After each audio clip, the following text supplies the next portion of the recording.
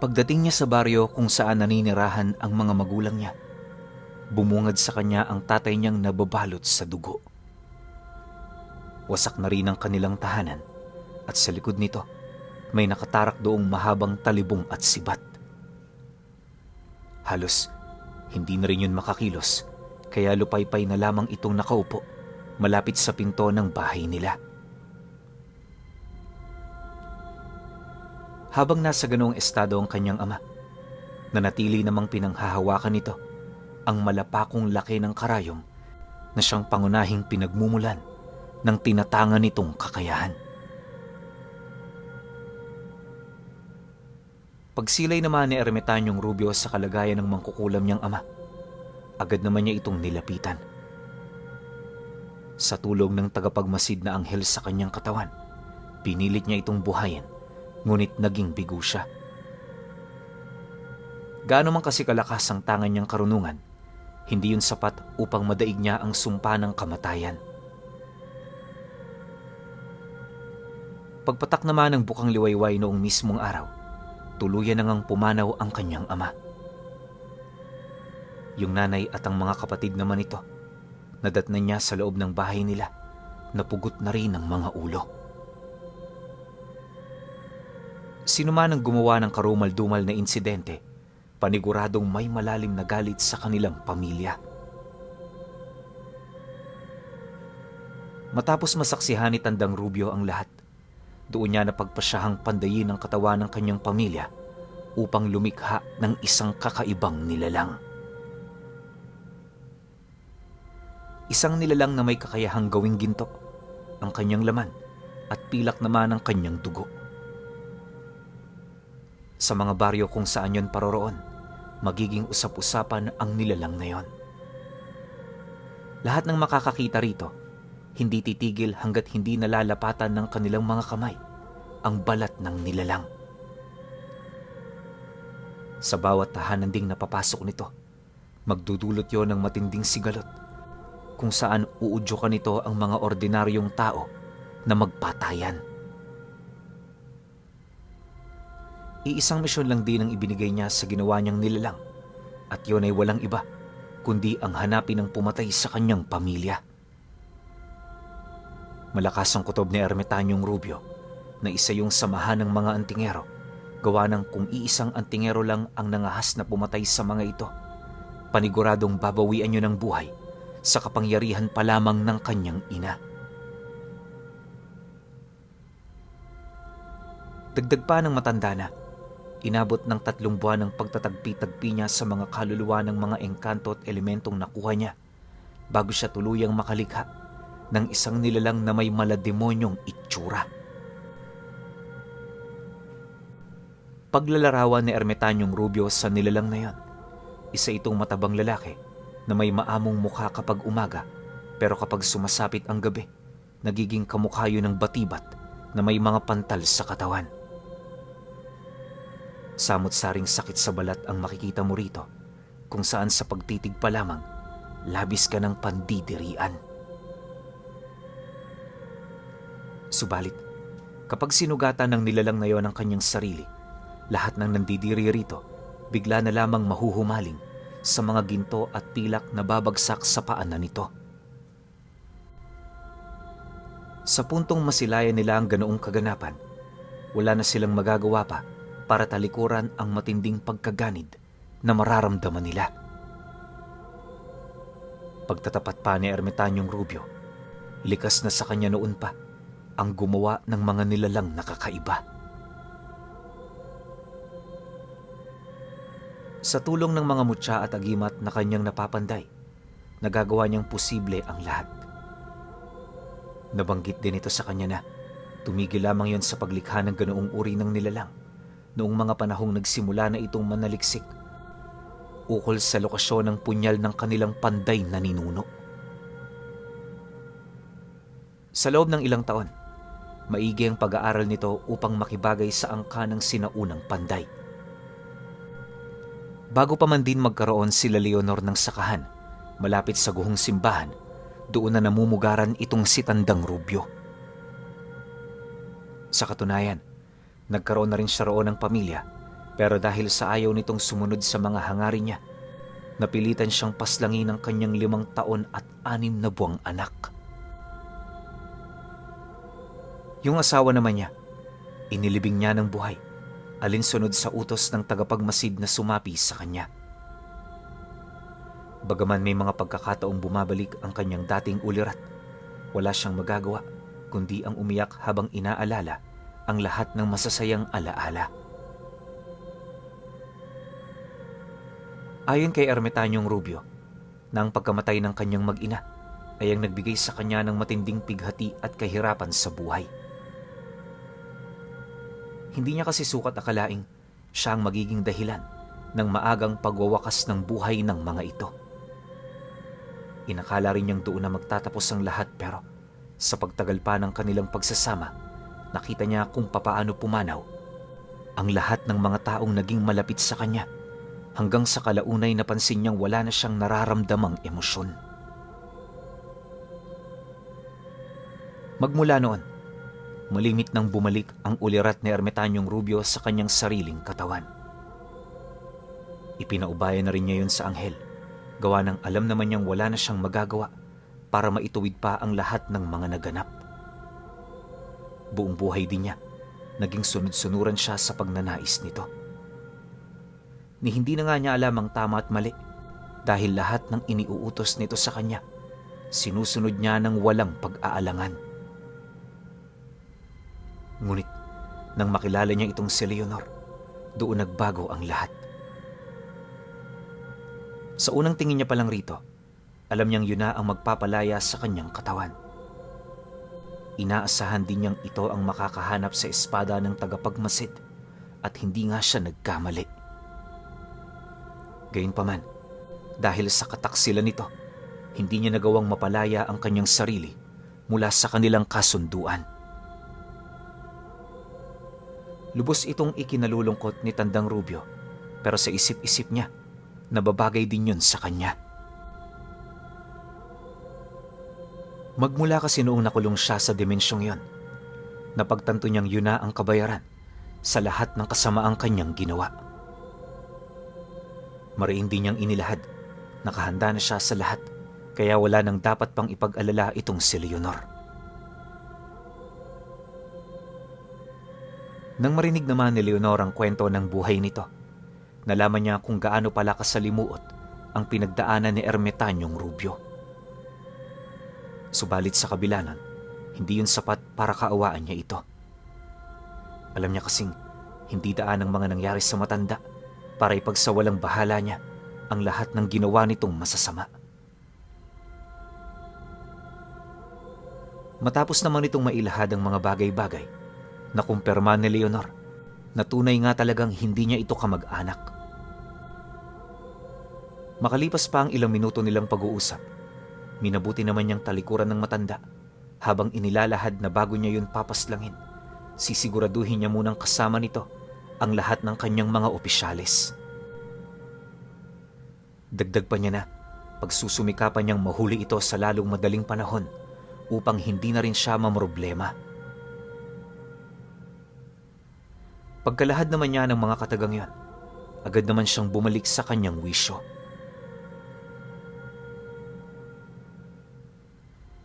Hindi naglaon, mabilis naman niyang tinahak ang daan papauwi na para bang wala man lang nangyari.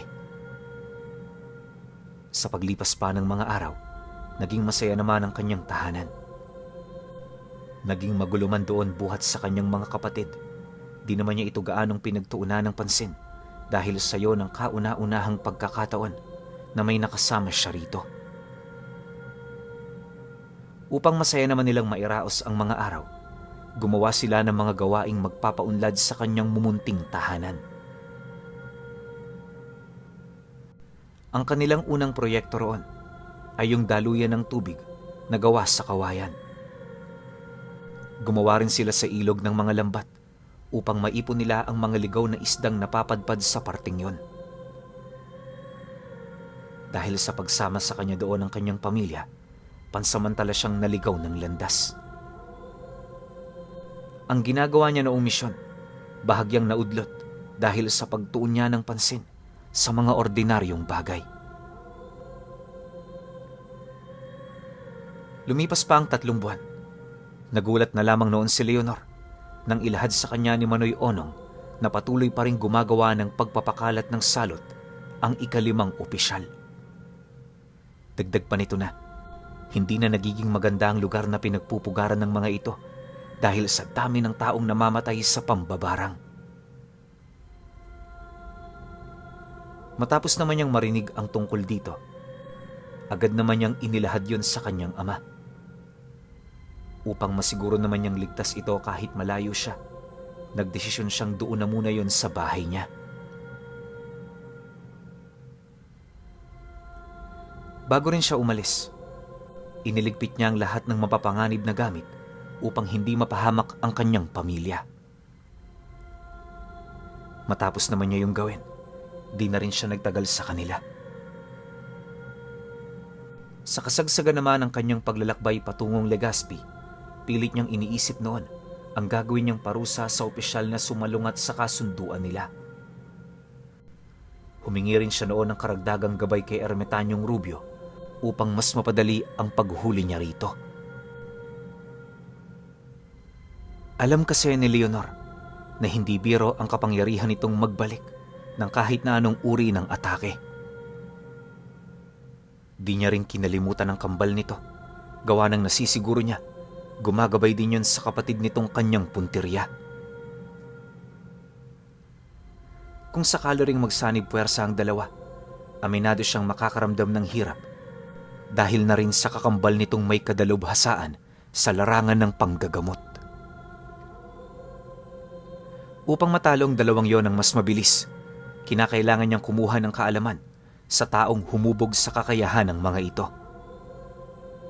Dahil sa ganun niyang ideya, agad naman siyang bumalik sa dimensyong kinaroroonan ni Ermitanyong Rubio. Pagharap naman nilang dalawa, agad naman niyang tinapatang matanda ukol sa kanyang kailangan.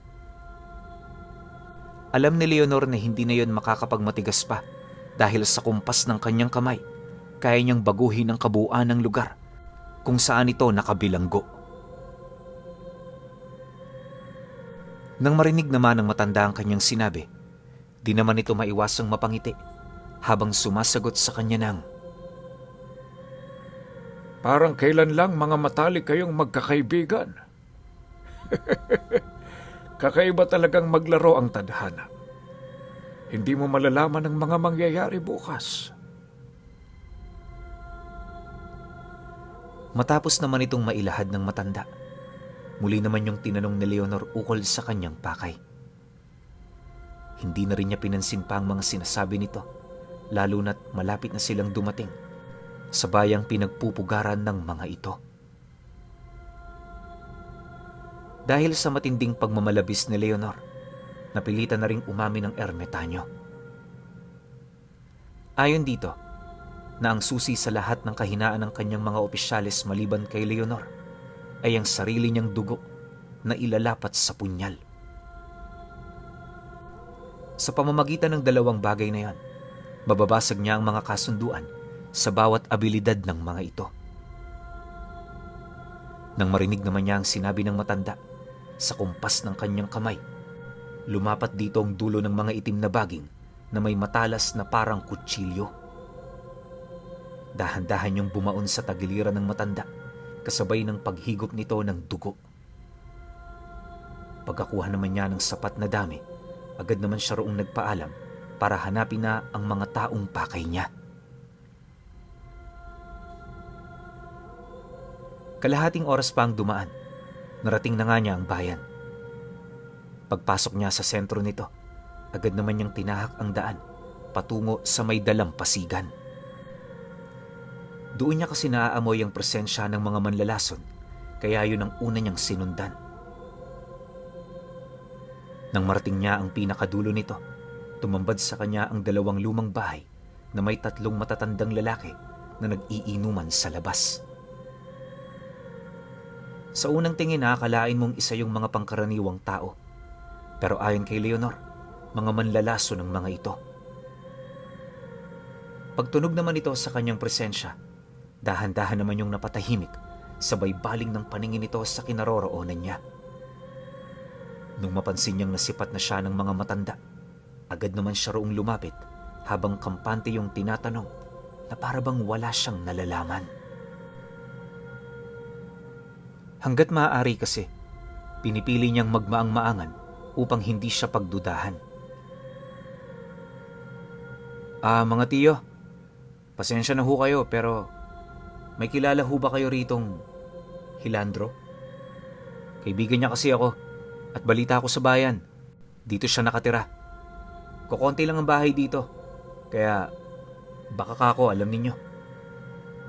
Bungad na wika ni Leonor sa matanda. Si Hilandro. Yang ikatlong bahay, sa kanya yan. Pero huwag ka munang dumiretso, iho. Makitagay ka na muna. Alam mo kasi, kaarawan ko ngayon. Kaya makisalo ka na sa aming mumunting handa. Sagot naman sa kanya ng matandang nasa gitna. Pagtayo naman ito, agad naman yung lumapit sabay patong ng kamay nito sa kanyang balikat. Siyempre, di naman yun pinansin ni Leonor. Gawa ng alam niya kung saan hahantong ang ganoong estilo ng mga manlalason. Maya-maya pa, pag-upo naman niya sa kinaroroonan ng tatlo, bigla naman siya nitong inabutan ng baso kung saan kitang-kita niya ang pagpagpag ng dalawang daliri nito ng mga alikabok na halos hindi makita ng pangkaraniwang mata.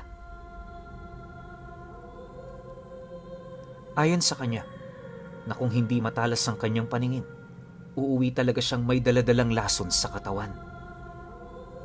Mabuti na lang, kahit madilim, nakita niya ang inihulog ng mga ito sa kanyang inumin.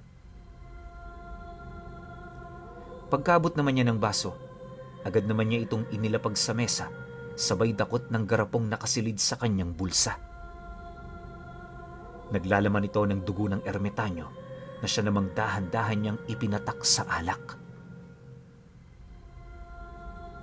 Matapos naman niya itong gawin, agad naman niyang kinuha ang baso, sabay lahad sa mga mangkukulam na kapag ininom niya ito, sa kanila mapupunta ang sakit na inilagay nila sa alak. Paninindak pa ni Leonor, 20 ulit na mas mabagsik ang laso nito, kaya wala silang magagawa upang yon ay mapigilan. Pagkarinig naman ng tatlo sa kanyang sinabi, di naman ito maiwasang magwala na parabang nainsulto yon sa kanyang sinabi. Gayunpaman, kahit marami na itong pagbabantang binibitawan, nananatili pa rin siyang mahinahon hanggang sa dumating ang puntong naririndi na siya sa ingay ng mga ito. Walang sabi-sabi, agad naman niyang hinawakan ng panganong matandang nasa gitna, sabay hila papalapit. Sa sobrang lakas ng pagkakahila doon ni Leonor, hindi na nito nagawang makapalagpa.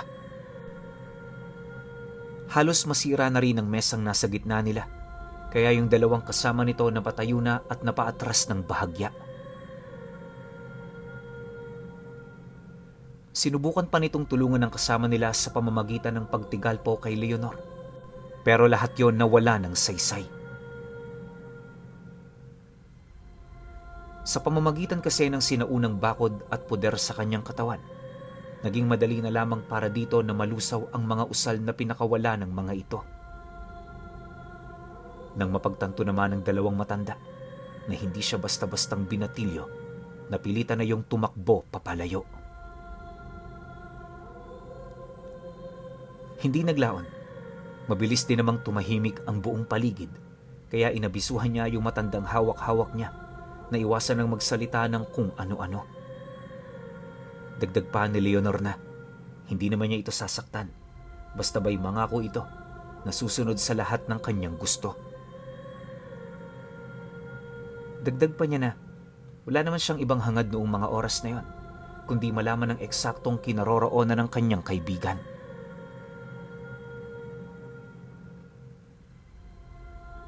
Sa pagpapatuloy naman ng kanyang pagsasalita, paulit-ulit naman yun sa kanyang nagmamakaawa.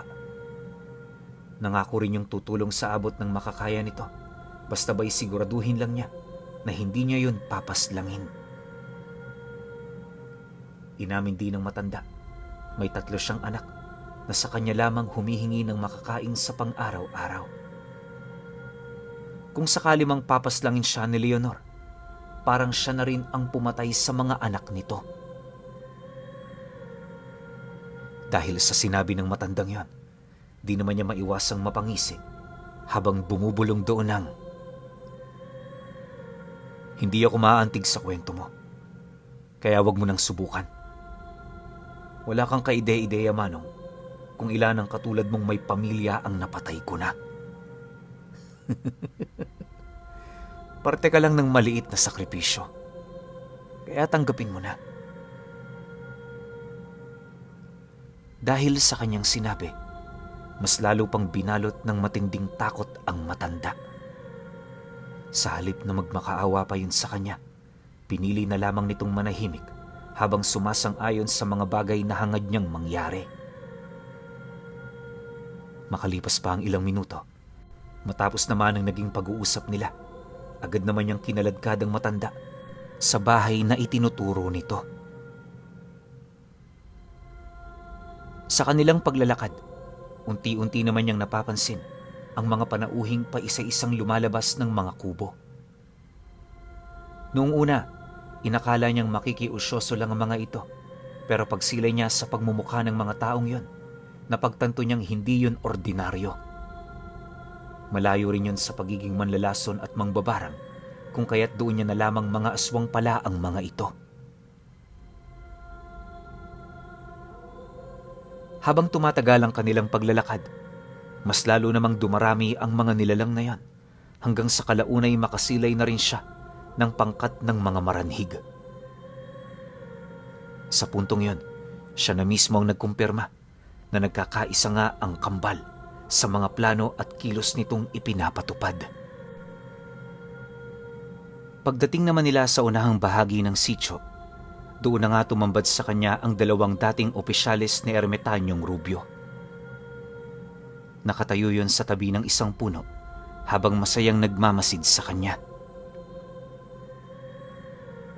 Pagsilay naman niya sa mga ito, agad naman niyang napansin ang mga kampilan nitong nakapatong sa kanilang mga balikat. Walang patid din yun sa pagngisi na parabang hindi na nito mapigilan pa ang matinding pagkagalak buhat sa pagdating niya. Sa pagharap naman niya sa mga ito, naglakas loob naman yung lumapit habang nangungumusta. Sa pagpapatuloy ng kanilang pag-uusap, ipinaliwanag ng dalawa na wala namang masama sa kanilang ginagawa. Mariin din itong inilahad, huwag siyang umakto na parang may malinis siyang kalooban dahil unang-una, siya ang naging sanhi ng pagkabuwag ng dakilang grupong kinakaaniba nila. Dagdag pa ng mga ito na, kumpara sa kanilang ginawa, si Leonor ang may mabigat na pagkakasala. Matapos naman yung mailahad ng kanyang mga kasama, agad naman siya nitong inabisuhan na iwasan na niyang mangialam pa dahil unang-una parehas lang naman sila ng ipinaglalaban. Ang dahilan ng kambal kung bakit doon sila naninirahan ay dahil sa iyo ng pinakaangkop na lugar na pwede nilang pagsagawaan ng ritual. Nabanggit din ng mga ito na kalimitan sa mga taong kanilang binibiktima ay parte lamang ng alay at pagkain para mapalakas ang pamilyang itinatag nila. Subalit, nang marinig naman ni Leonor ang lahat ng iyon, hindi pa rin yun sapat upang mapagbago ang kanyang pasya. Sa halip din na makipagkasundo sa dalawa, nagpasya siyang hugutin ang kanyang sundang kasabay ng garapong naglalaman ng dugo ni Ermitanyong Rubyo. Pagpatak naman niya ng dugong yon, pinakapitan niya pa ito ng 3 buhay na salita na siyang naging sanhi upang magkulay pula ang talim ng kanyang sandata. Matapos naman niya itong gawin, doon na rin dahan-dahang tumaas ang tensyon sa pagitan ng kanilang mga panig. Habang pinapaliwanagan din siya ng kambal, napansin naman niyang naghahanda na rin ng mga ito na sumugod. Nang mapagtanto naman niya ang masamang binabalak ng mga ito, hindi na siya nag-alangan pang unahan ang mga nilalang. Pag-unat niya ng kanyang kamay hawak ang sundang, agad naman niyang sinugod ang dalawa nang nakangiti. Matapos naman niya itong gawin, buong puwersa naman siya nitong sinalubong hanggang sa magpang-abot na ang kanilang mga sandata. Sa kanilang pagbubuno, iniwasan naman ni Leonor na gumamit ng mga usal. Hanggat natutuwa siya, binigyan niya ng partida ang mga ito upang maipakita kung sino ang mas nangingibabaw sa kanila. Makalipas pa ang ilang minutong pakikipaglaban, nang hindi na makapagtimpi ang kambal, agad naman yung nagdesisyon na palabasin ang ikalawang anyo ng kanilang mga mahiwagang armas. Pagpalit anyo naman ng mga ito, halos hindi na siya nito tinantana ng mga atake. Gigil na rin yung paslangin siya, subalit labis namang nahihirapan ng mga ito dahil sa mga maharlikang engkantong namamahay sa kanyang katawan.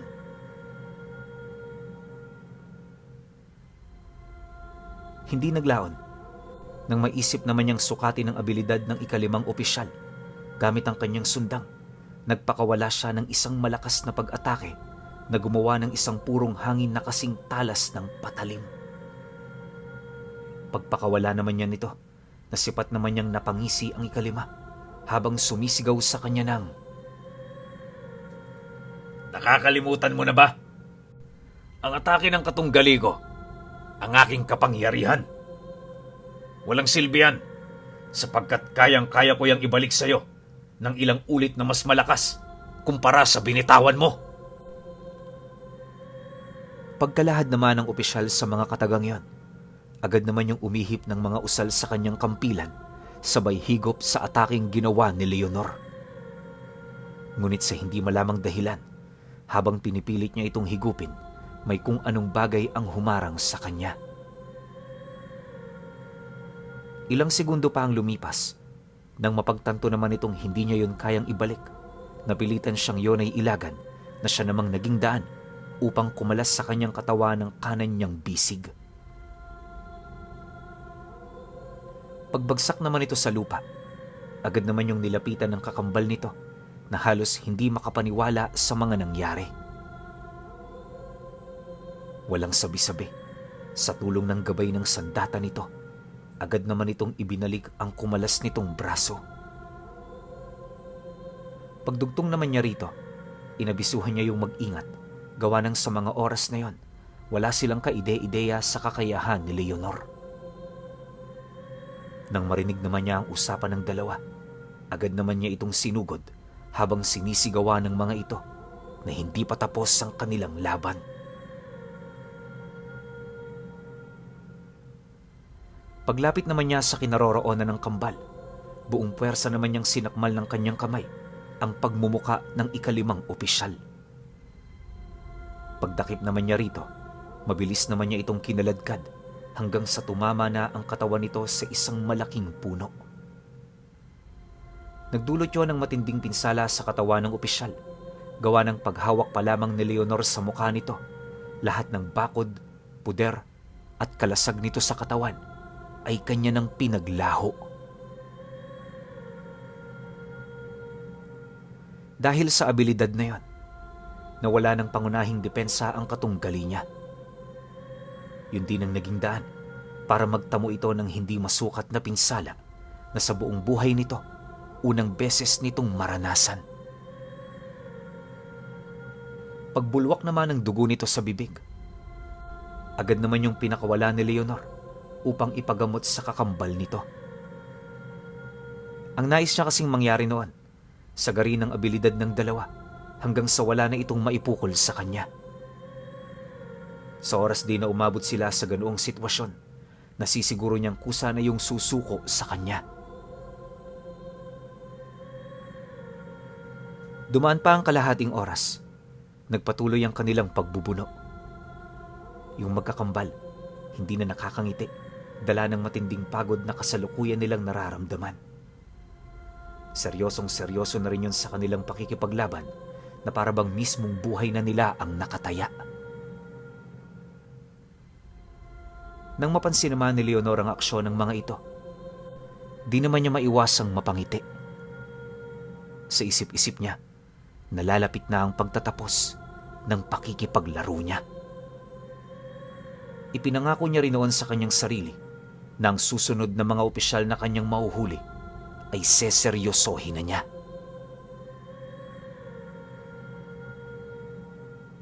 Okay, grabe, wala akong masabi kay Leonor kundi sobrang angas mo.